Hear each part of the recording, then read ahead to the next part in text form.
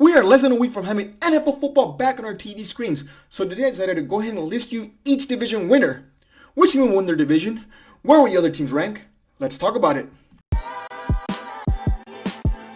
Welcome to Growth Condition. My name is Joe and I love to talk about sports way too much. With that being said, feel free to join me in the comment section down below and interact with me and let me know who do you think is going to win each division. Do you agree or disagree with me? Once again, this is just based on my opinions and what I think regarding each team's future, pretty much based on what their situation is right now. So let's get started. So I'm going to start off today with the NFC West. So in the NFC West, I'm going to actually have the San Francisco 49ers winning this division.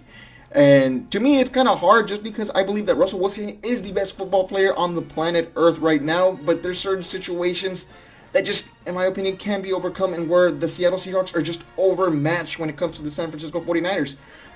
I feel like the San Francisco 49ers are just a stacked team all around. And they have a smart coach in the regular season, at least. They scheme well, top to bottom as far as management, coach, and quarterback is solid, regardless of what people want to say about Jimmy Garoppolo. I believe that they had a solid off-season, and the momentum from last year's draft is carrying over this season. What do I mean by that? Well, they drafted Nick Bosa last year, and the guy proved that it wasn't just all hype, and is going to start terrorizing, or is going to continue to terrorize opposing quarterbacks. That coupled with the fact that the 49ers have an excellent rushing attack where all the running backs, for the most part, are going to return, and the fact that they added Javon Kinlaw back from the first round of the draft, and they added Brandon Ayuk this upcoming season is just what makes me feel like the 49ers are just going to be a terrifying team again. And when it comes to Seattle, first of all, the last 5 drafts that they've had, they've either not have a first-round draft pick or they've just been bust. You know that they just acquired Jamal Adams, and Bobby Wagner is a stud. But instead of wasting those first-rounders in that, I feel like they should have just helped an offensive line that's ranked number 32 in the league. They would have helped give Russell better help when it comes to receivers. Rick Olsen's a nice addition, but he's not going to contribute year-round. He'll make a couple big catches, but it's just really what turns me off about what the Seattle Seahawks are going to do this upcoming season. I still feel like they're going to make the playoffs, but I just wouldn't put them over the San Francisco 49ers. At number 3, I have finishing in that division. I actually going to have it followed up by the LA Rams, followed by the Arizona Cardinals. So that's the NFC West. Continuing with the NFC South, I actually have the New Orleans Saints winning that division.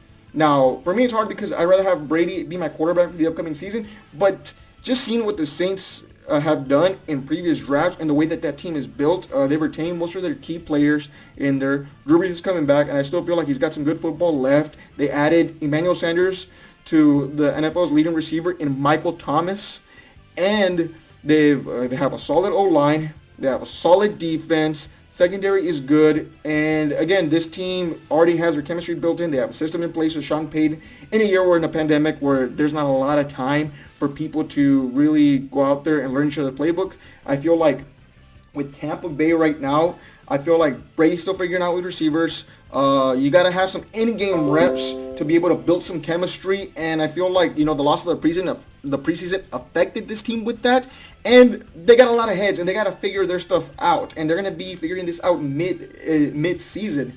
They got about, 4 or 5 running backs, and even with the Leonard Fournette signing, I still don't know what to expect from this football team just because of the fact that they haven't been together for a long time, and from quarterback to receiver, you got to build chemistry. That's why I have the Tampa Bay Buccaneers at number 2, and at number 3, I actually have the Atlanta Falcons finishing up, and rounding out that division at number 4, I have the Carolina Panthers. So moving into the NFC North, I actually have the Minnesota Vikings winning this division. For me, this one was a little bit tough for me to decide between number 1 and number 2. At number 2, I have the Green Bay Packers, and between those two teams, it's tough. But here's the thing. Green Bay is moving off for Aaron Rodgers. If you don't believe that, look at their draft. They drafted another running back when they already had 2 solid backs. They drafted a pass-blocking tight end and another lineman. They already had a solid O-line. So what this team wants to do is they want to be able to run the football first and pass second. And last year, the Green Bay Packers were able to win 8 games that were one-possession games. That just doesn't happen in the NFL. some of that could just be contributed to luck, and I feel like it's luck, and their coach, Matt LaFleur, isn't solid. Why do I say he's not solid? Because of the fact that he's not good at making adjustments. You know, when the Green Bay Packers were getting blown out by the Chargers, by the Eagles, twice by the 49ers, you didn't see a lot of changes coming out of halftime for the Green Bay Packers, and they just remained getting blown out. A couple games were close, I agree, but overall, I just don't feel like this team was lucky enough to be able to be 13-3, and I don't see that happening again. Along Minnesota, though, they had a solid draft. They drafted Justin Jefferson, and they have another cornerback now in Jeff Gladney out of TCU that they drafted in the second round. I feel like personnel is good. Dalvin Cook's coming back with Alexander Madison. The O-line just keeps getting better. I don't think Kirk Cousins, as far as like the Vikings receivers, are going to miss a beat, and Mike Zimmer prides himself on defense. At number 3 and number 4, I have the Chicago Bears and the Detroit Lions finishing off that division. And now we're going to go ahead and go to the NFC East. This is the one where I feel like a lot of people just want to get my thoughts on when it comes to this division. And believe it or not, I have the Dallas Cowboys winning this division. Before I had Philly, but here's the thing about Philadelphia now. Carson Wentz is dealing with a little bit of injuries, and I would still take Carson Wentz then over Dak. But the Eagles have lost 2 solid starters on the O-line. They lost Brandon Brooks, and they lost Andre Dillard. Jason Peters is in his 16th season in the NFL, and they brought him in to play at guard now. So this O-line is missing 2 starters, and Jason Peters from last year to this year is continuing to age, and he doesn't want to play the tackles part. They lost Marquise Goodwin, and their number 1 pick in the draft this past offseason, and Jalen Reagor's already dealing with injury issues. That's got me real concerned for this Philadelphia Eagles team. When I look at the Cowboys, I mean, they upgraded. They lost Randall Cobb, but they added CeeDee Lamb, who's debatably one of the best receivers coming out of college this past offseason. And Michael Gallup and Amari Cooper aren't any scrubs. Both of these guys are 1,000-yard receivers already. Blake Jarwin there's been a lot of buzz, and I feel like he's going to have a good season. As well as when you look at the Dallas Cowboys offensive line, it's better than the Philly offensive line.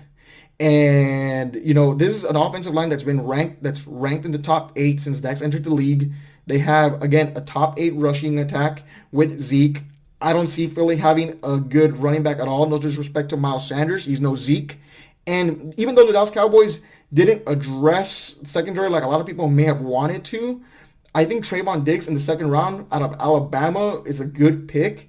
And I think Aldon Smith can be an underrated signing for the Cowboys, as well as DeMarcus Lawrence and Everson Griffin being on that D-line. It just makes the Cowboys dangerous, in my opinion, there. That's why that, you know, as well as Mike McCarthy, who's being a mature veteran coach who knows how to win. He's already won a Super Bowl. Coming in with Dak, I feel like it's going to be enough to be able to overcome, as long as no one gets hurt, whatever the, you know, shortage in time of preparation for this team, and they will win the division. I have Philly coming in at second. At number 3 in this division, I have the New York Giants, followed by the Washington Football Team. So there you have it. Those are my divisional rankings heading into the upcoming season. Now, again, I know that my opinion may not be the right one, but I want to know what you think. Please let me know, where do you have each team winning their division, and where do you have them finishing up? So, again, thanks for listening to this video. If you enjoyed this video, feel free to leave it a like, and if you enjoy content like this, feel free to subscribe. I'll catch you later, guys. Goodbye.